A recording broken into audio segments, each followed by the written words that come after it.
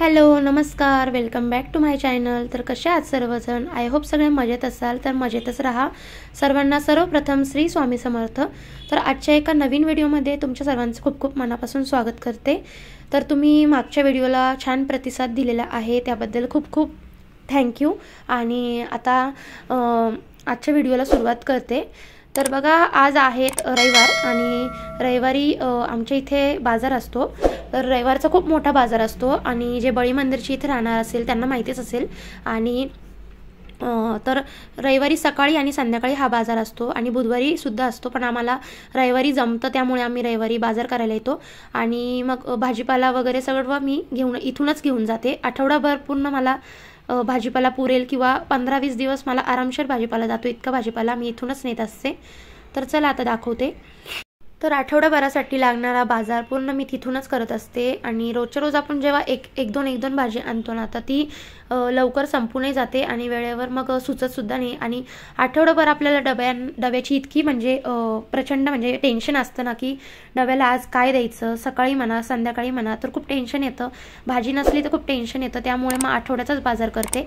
तर मी इथं बाजारातून अंजीर आणले होते आणि शिवांशला अंजीर त्याच्यासाठी आणले होते।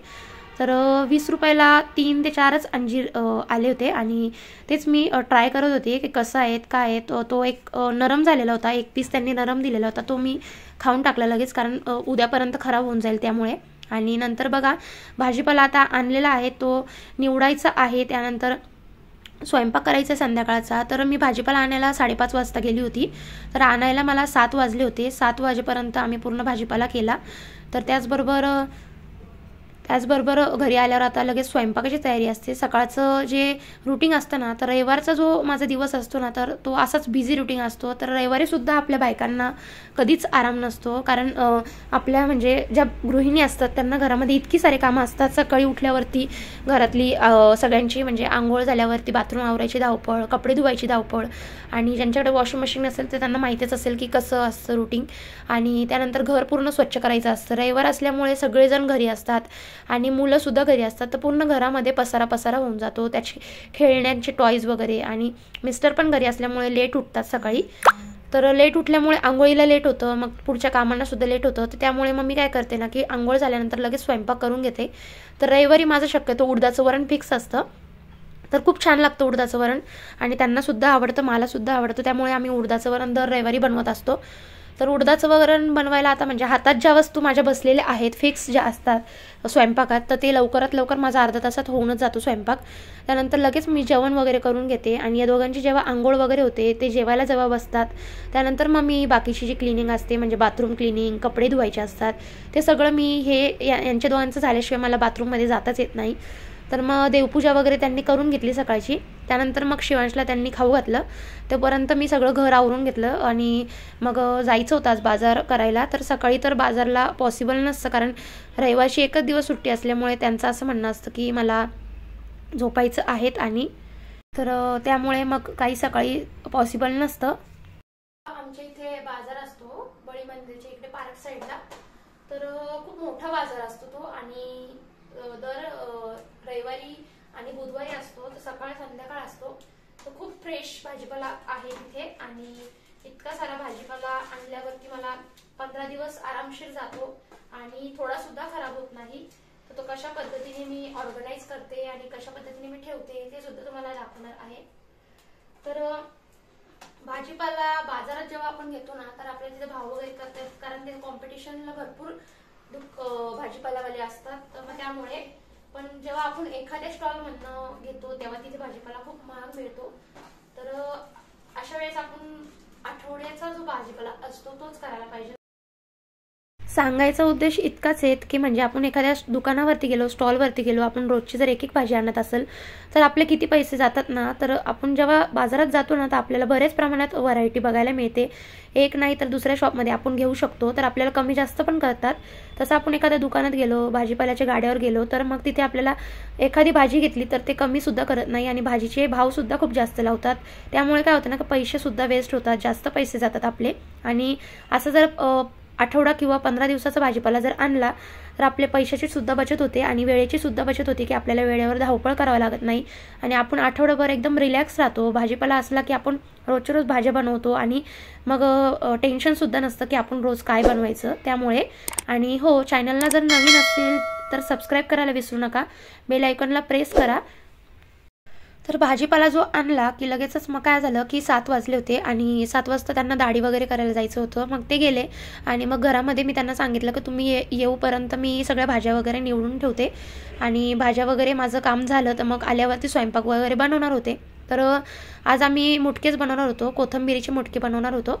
त्यामुळे जास्त प्रेशर नव्हता. सकाळी एकदा पोटभर जेवण झालं की संध्याकाळी आम्ही एकदम लाईटच म्हणजे नाश्ता करत असतो.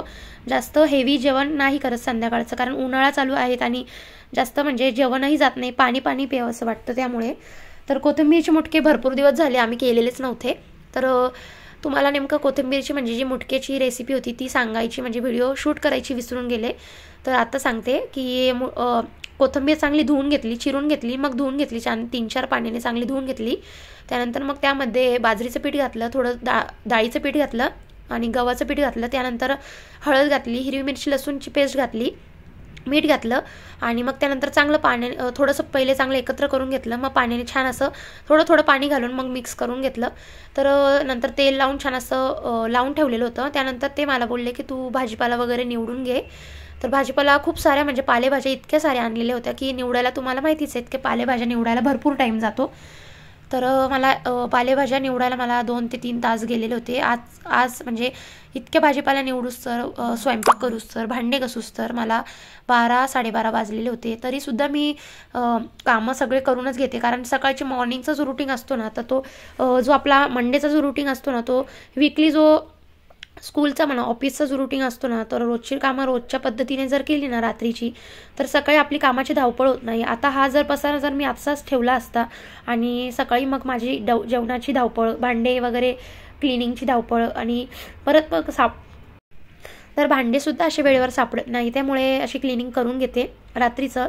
आणि बघा आता इथे एकीकडे त्यांनी जी भांडी होती दुपारची पण थोडी भांडी उरलेली होती आणि मला कसं आहे सकाळी खूप म्हणजे आज खूप दिवसभर काम चालू होतं. संडे असल्यामुळे कसं आहे ना, तुम्हाला सांगितलंच की इतकं काम असतं ना की काही ना काही काम निघतच असतं. तर भांडे वगैरे राहूनच गेली होती, ती घासून घेते म्हटलं.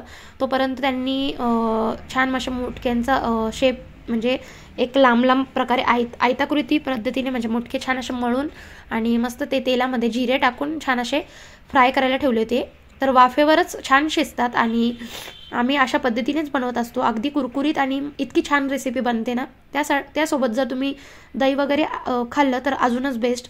तर दह्यामध्ये बुडवून कोथिंबीरचे मुटके इतके सुंदर लागताना, यांनी दही ऑर्डर केलेलं होतं तर दहीसुद्धा आणलं होतं आम्ही. तर दह्यासोबत त्यांनी मुटके खाल्ले होते आणि बाजारातून भत्तासुद्धा आणला होता. तर भत्ता आणि मुटके असं आमचं थोडं म्हणजे जेवण रात्रीचं झालं होतं. त्यानंतर बघा आता इथे जेवण वगैरे करून झालं आणि मग माझी बाकीची जी भांडी होती ती घासून घेतली. तर जेवण कसं आहे, दोघंजण तिथं निवांत जेवण करत होते आणि मला तर खूप कामं होते आणि माझी भरपूर सगळ्या भाज्या निवडून झालेल्या होत्या आणि उरलेलं होतं ते म्हणजे मेथीची भाजी. तर मेथीची भाजी राहिली होती तर ती निवडून घेऊ म्हटलं, कारण कसं आहे मेथीची भाजी निवडेल असली की लगेच दुसऱ्या दिवशी बनवता येते. त्यामुळे निवडूनच ठेवत असते आणि वेळेवरती मग जेव्हा आपण पालेभाज्या बनवतो त्यावेळेस मग 3-4 पाण्याने छान अशा धुवून घेते, कारण खूप माती वगैरे लागलेली असते. बाजारात गेल्यावरती भाजीपाला असाच म्हणजे रोडवर ठेवलेला असतो, त्यानंतर धूळ वगैरे लागते. घरामध्ये फरशीवरती आपण ठेवतो, ओट्यावरती, फ्रीजमध्ये पण म्हणा. तर अशा पद्धतीने मग पालेभाज्या कसं आहे आधीच नाही धुवत, जेव्हा आपण बनवायची वेळ असते त्यावेळेस छान असे धुवून घेते किंवा कोमट पाण्याने पण तुम्ही छान धुवू शकतात. कोमट पाण्याने लगेचच भाजी अगदी चकाचक स्वच्छ निघते, कारण भाज्यांना सुद्धा असं केमिकल वगैरे मारलेलं असतं. त्यामुळे कोमट पाण्याने सुद्धा तुम्ही भाजीपाला धुवू शकतात. तर बघा आता इथे मेथीची भाजी राहिली होती ती निवडून घेते. एकीकडे उभ्यानीच माझं जेवण चालू होतं, म्हणजे मला काही इतकी भूक नव्हती. तर मुटके बघा किती सुंदर मस्त छान कुरकुरीत झालेले होते आणि इतके छान लागत होते ना मुटके. तर ही रेसिपी तुम्ही नक्कीच ट्राय करा आणि मलासुद्धा खूप आवडलेली होती. तर छान असे चालू आपण जेव्हा स्वयंपाक बनवतो ना त्यावेळेस इतका छान स्वयंपाक बनतो, चवसुद्धा इतकी छान लागते. तर माझं जेवण झालं, मेथीची भाजी निवडून झाली. त्यानंतर बघा ओटा पुसायला घेतला. तर ओटासुद्धा रोजच्या रोज असा पुसावाच लागतो. तेलाची मिठाची बरणीसुद्धा रोज एक ओल्या कपड्याने पुसून घेते, कारण थोडं जरी खरकट राहिलं तर मुंग्या आणि झुरळं लगेचच येतात आणि त्यांना लगेचच आमंत्रण मिळत असतं की ओट्यावरती लगेचच वासाने येतच असतं. त्यामुळे असं क्लिनिंग डीपली रोजची असतेच. तर आता बघा इथे एक मिक्सरचं वाटण केलं होतं मगाशी. तर ज्यूस मी म्हणजे अंजीरचा ज्यूस बनवला होता, त्यामुळे सगळं अंजीरचं त्यावरती लिक्विड सांडलेलं होतं आणि लगेच तिथे सुद्धा मुंग्या होतात. गोड वस्तू जर असेल तर मुंग्या लगेचच होतात, चिकट वगैरे राहिलं तर. त्यामुळे मिक्सरसुद्धा छान असं पुसून घेतलं, ओला कपडा करून घेतला की लगेच अगदी क्लीन होऊन जातं 5 ते 10 मिनटात. तर गॅस छान पुसून घेतला. मिक्सरच्या इथली कोपरा, कानाकोपरा छान असा रोज पुसून घेते. म्हणजे रात्रीच्या वेळेस जर तुम्ही अशी क्लिनिंग जर नसेल करत तर नक्कीच करा, कारण आपण जेव्हा रात्रभर जेव्हा लाईट बंद ठेवतो त्यावेळेस जेव्हा मुंग्या म्हणा, कॉक्रोच लगेचच येतात. त्यामुळे अशी रात्रीची क्लिनिंग मी नक्कीच करत असते. तर आता ओटा छान असा पुसून घेतला. आता उरलेलं जे काम होतं ते म्हणजे बेसिंग स्वच्छ करणं. त्याआधी त्यांचे जेवणाची जी ताटं होती आणि ती धुवून काढली. तर ताटं वगैरे धुवून काढायची होती. बघा इथे टी व्ही चालू होतं एकीकडे, मस्त हॉरर मूवी लावलेला होता त्यांनी आणि त्यांना हॉलिवूडच्याच मूवीज जास्त आवडतात. त्यामुळे शिवांशसुद्धा म्हणजे जेवण करत होता आणि त्याला जेवण करताना डेली शॉर्ट्स व्हिडिओज लागतच असतात. बघा एकीकडे मोबाईल चालूच आहेत. तर जेवणापुरतंच आम्ही त्याला मोबाईल देतो, इतर वेळी मोबाईल दिवसभर मी देत नाही. तर आता वाजलेले होते 12:15, तुम्हाला दाखवलेच. तर तरीसुद्धा माझी कामं चालूच होती. नॉनस्टॉप अशी माझी रुटीन चालूच असती. रविवार असल्यामुळे मला बिलकुलही आराम नसतो, कारण रविवार असला की भाजीपाल्याचं काम असतं त्या दिवशी. तर बघा आता जी उरलेली भांडी होती ती छान क्लीन करून घेतली. ओटा पण माझा छान असा आवरून झालेला होता स्वच्छ आणि पाणी वगैरे सकाळचं पातेलं वगैरे भरून ठेवलं आणि त्यानंतर बघा आता झाडू मारून घेते. सकाळी कसं आहे, हेच जर असं खरगटं वगैरे राहिलं रात्रभर झुरळे येणारच आणि त्याचबरोबर सकाळी सकाळी आपण उठलो की आपल्या पायदळी पण आपल्या म्हणजे हे अन्न खाली पायाखाली येतं किंवा मग चांगलं नाही वाटत. त्यामुळे मग हे काम रात्रीच करून घेते. भाजीपाला वगैरे असला शक्यतो तर जास्त कचरा होतो आणि लगेचच मग रात्रीच्या रात्री झाडू मारून घेते. सकाळी कसं आहे पायाखाली येत नाही आणि आपलं किचनसुद्धा अगदी स्वच्छ राहतं रात्रभर. झाडू वगैरे मारून झाला, किचन अगदी अगदी चकाचक झालेलं आहे.